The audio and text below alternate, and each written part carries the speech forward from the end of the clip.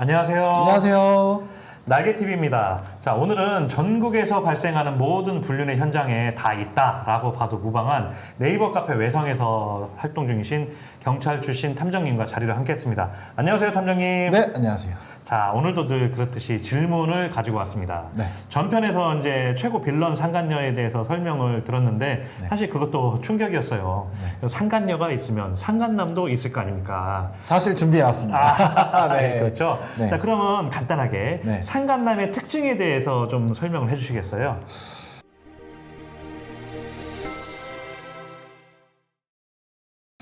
상간남이라고 해서 뭐 눈치가 빠를 거다라고 생각을 하지만 외도라는 거는 남과 여가 만나야 되는 거기 때문에 그렇죠. 증거를 잡는 데는 큰 차이는 없습니다.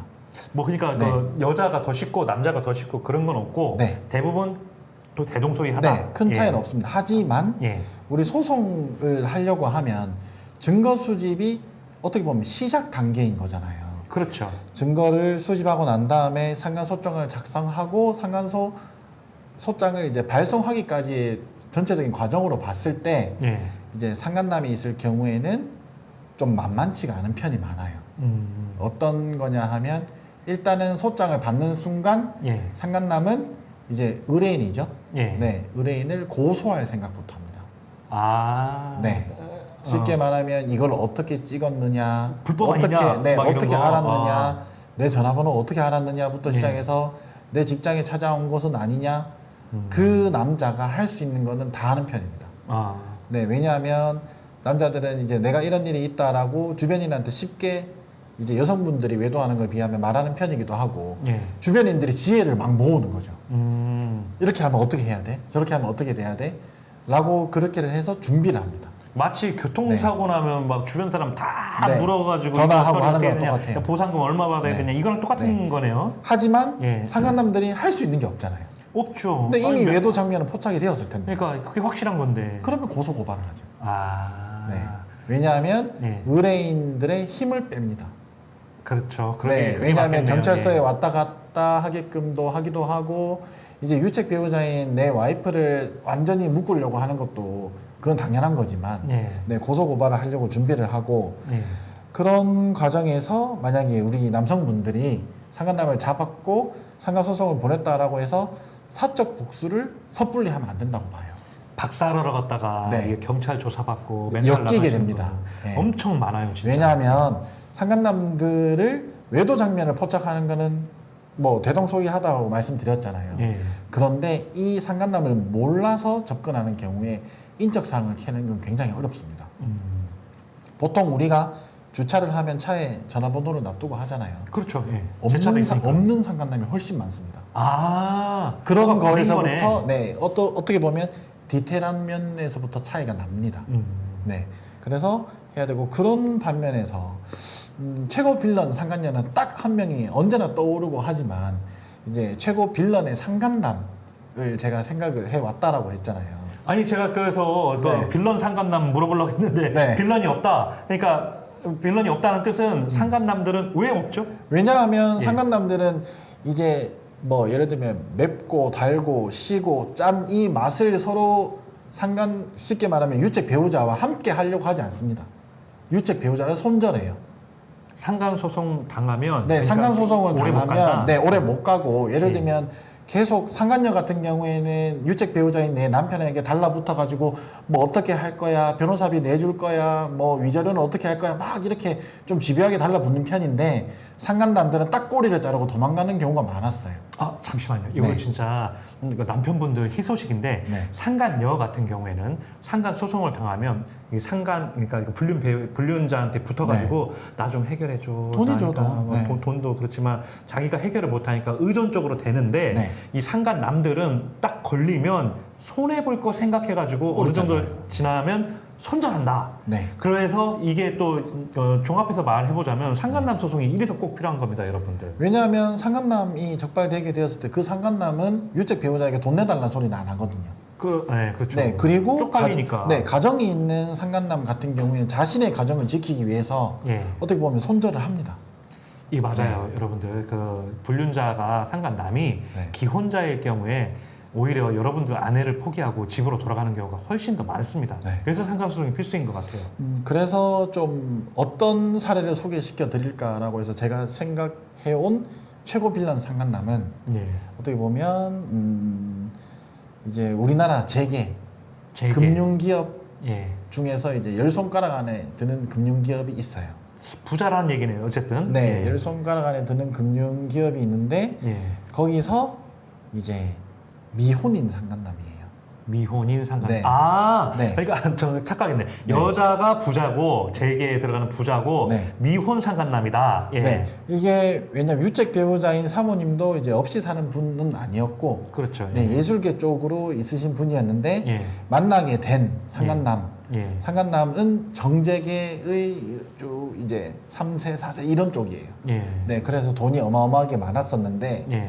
이제 결국에는 제가 증거를 수집을 했어요. 예. 증거를 수집을 해서 이제 상간소장을 뭐 발송을 해야 되나 아니면 유부 증거를 확실하게 해야 되나라는 상황에서 이제 의뢰인도 자신의 변호인단을 꾸려서 상간남을 만나러 갑니다. 예. 네, 그럴 때 이미 상간남은 자기가 이런 상황이 올 거라는 것을 예상을 하고 있었고요. 예. 네, 상간남은 의뢰인이 만나자라고 했던 그 자리에 나오지조차 않았습니다. 네, 그래서 의뢰인은 상간남을 단순히 만나고 이제 어떻게 보면 각서를 받으려고 간 상황인데, 변호인단 꾸려서. 네네네, 변호인단을 꾸려서 사실 변호인단이라고 하지만 예. 의뢰인은 의뢰인 한 분과 예. 이제 변호사 한 분 예. 이렇게 두 명이 갔어요. 예. 그런데 상간남은 변호인단 3명이 나왔습니다. 쫄린다는 얘기네. 네, 5명이 이야기를 나누게 된 거죠. 예. 그런데 여기에서 상간남이 제시한 안이 큰 틀로 봐서는 서울 시내 이제 아파트 전셋값 정도의 합의금을 제시를 했어요. 부자라서 참 스케일이 크네요. 앉자마자. 예. 네. 예. 근데 거기에서 예. 이제 그러면 의뢰인분은 많은 생각을 하셨겠죠. 예. 상간 소송을 하는 것이 이득인 것이냐, 아니면 가정 회복을 위해서 이 정도 합의금을 받고 내가 여기서 그만두는 것이 나은 것이냐. 그러니까 돈이 좀 있으신 의뢰인분인 네, 거잖아요. 맞아요. 돈이 네. 중요하지 않았을 것 같은데요. 네. 그런데 그 상황에서 각서를 잘못 쓰게 됩니다. 야. 왜냐하면 예. 의뢰인분과 의뢰인 변호사가 준비한 이 각서를 물론 제시를 했겠지만 저쪽 상간남의 변호인단이 만들어서 온 각서가 있었거든요. 예. 네, 거기에 자세하게 읽어보지 않게 사인을 하게 돼요. 예. 그리고 이제 무엇보다도 유책 배우자를 믿었기 때문에 예. 이 정도면 괜찮겠다. 예. 거기에는 당연히 향후 뭐 알리지 않겠다 하고 위약벌, 예. 위약벌 조항도 있고 그렇게를 했겠죠. 예. 네, 그런데 거기서 이제 의뢰인이 급하게 사인을 하다 보니까 예. 여기서부터 이제 일이 틀어지기 시작해요. 무슨 내용이었을까요? 네, 왜냐하면 의뢰인이 이제 사인을 하고 집에 돌아오는 것을 유책 배우자는 이미 상간남과 연락을 통해서 알았던 겁니다. 예. 네, 집에 들어오자마자 예. 너는 돈에 와이프를 파냐? 예. 부터 시작을 해서 이제 아이가 그때 미취학이 된 딸이 있었는데 너네 아빠가 엄마를 돈에 팔고 들어오는 길이야. 그 유책배우자가 미쳤군요. 미쳤어. 네, 그 예. 뒤에 이야기를 들어보았는데 예. 다 준비된 과정이었다라고 합니다. 짜고 친 고스톱판에 들어온 네, 거네요. 왜냐하면 이제 의뢰인분이 어떤 변호사 사무실에 왔다 갔다 하는 것도 예. 이제 쉽게 말하면 유책 배우자인 여자죠. 예. 네, 이미 역탐정을 붙어서 다 알고 있는 상황이었고 예. 거기서 내밀 카드 또한 이미 다 알고 있던 상황이었어요. 예. 그렇게 해서 결국에는 이 상간남이 제가 아까 미혼인 상간남이라고 예. 했잖아요. 예. 이 미혼인 상간남은 결국에는 이 각서에 틈이 있는 이 조항들을 토대로 예. 유책 배우자와 결혼을 하려고 하는 겁니다.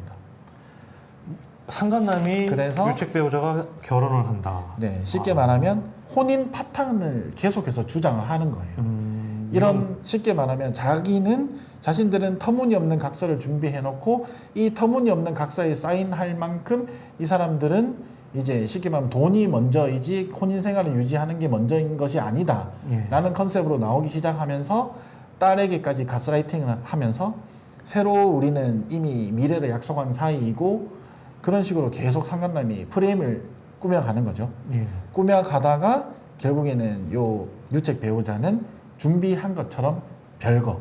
예. 어떻게 보면 가출인데 맞아요. 별거를 수순이에요. 주장을 하면서 어디 갔는지조차 모르는 상황에 예. 어디 갔는지를 알아야 만나거나 아니면 서로 연락을 하는 것을 잡아서 위약벌 조항을 들이댈 것 아닙니까? 예. 하지만 그게 잘못된 거예요. 그렇게를 하고 상간남 측에서 그때부터 사람을 시켜서 이 의뢰인을 계속해서 어떻게 보면 감시를 합니다. 뭐 하는지. 네. 예. 그런데 그것도 법의 틈바구니가 벗어나지 않는 선에서 이제 의뢰인을 계속해서 지켜보는 거예요. 예. 왜냐하면 의뢰인을 지켜보면 그 의뢰인이 없는 상황에서 다른 두 명은 자유롭거든요. 예. 그런 상황에서 이제 의뢰인분이 어떻게를 해야 되냐, 이제 나머지 방법이 없느냐라고 해서 지금까지도 계속 고민하고 있는 사건이에요. 자, 이걸 제가 들어보니까 사실 일반적인 사건이 아니에요. 왜냐하면 일단 부자라는 것만 해도 이제 저희 같은 일반인들하고 그렇죠. 동떨어져 있는 차이가 사건이긴 있죠. 한데 제가 딱 들어봤을 때 이 사건의 교훈은 뭐냐면요. 여러분들 그 이게 배우자 외도를 접하고 나면 여러 가지 생각이 드는 건 너무나도 당연한 거예요. 왜냐면 내 배우자하고 가정을 지키고 싶은 분들도 있고 아니면 뭐 이혼하고 싶은 분들도 있는데 대부분은 아이가 있고 그러면은 가정을 지키고 싶어 한단 말이에요. 그래서 이 의뢰인 분은 부자고 아니고를 떠나가지고 그 가정을 지키기 위해서 합의라는 네. 것을 택했는데 여기에서 잘못된 게 뭐냐면 합의를 하고 나면 그 합의서를 잘 봐서 왜냐하면 그 상간남이 제시한 거액의 합의금보다 이 각서를 어겼을 때 의뢰인이 가지는 위약벌이 훨씬 큰 거예요. 맞아요. 네. 그러니까 이 합의를 했을 때는 안전장치라고 보는 거거든요. 그러니까 다시는 내 배우자하고 만나지 마가 기본 베이스가 돼야 되는데 급한 마음에 제대로 못 보고 해가지고 지금 가정 파탄이 난 경우다. 이런 거 저런 거 다 따지기 힘들다면 그냥 차라리 판결을 받으셔라. 부자라서 돈 1,500만 원, 2,000만 원, 3,000만 원이 큰 돈은 아니겠지만 그 판결문의 효력은 어마어마합니다. 내 배우자가 유책 배우자가 되기 때문에 유책 배우자는 자기 스스로 이혼할 수가 없는 갑의 위치에 서게 됩니다, 여러분. 그래서 이제 상간사서 꼭 하시라는 거예요. 네, 오늘의 방송 감사합니다. 자, 오늘 좋은 말씀 해주신 증거수집 전문가 경찰 출신 탐정님은 요 위에 있죠. 네이버 카페 외성에서 만나보실 수 있습니다. 그리고 오늘 답변해주신 탐정님을 선임하고 싶으시다면 언제든지 카페로 오셔서 질문도 하시고요. 직접 전화로도 소통하실 수가 있습니다. 자, 오늘 정말 감사드리고요. 다음에도 더 좋은 정보 많이 주실 거죠? 네. 네. 자, 오늘의 방송은 이것으로 마치겠습니다. 외도, 이혼, 피해자 커뮤니티 네이버 카페 외성은 오로지 피해자 편입니다. 앞으로도 더 유익한 방송으로 다시 오겠습니다. 다음 시간에 또 만나요. 안녕.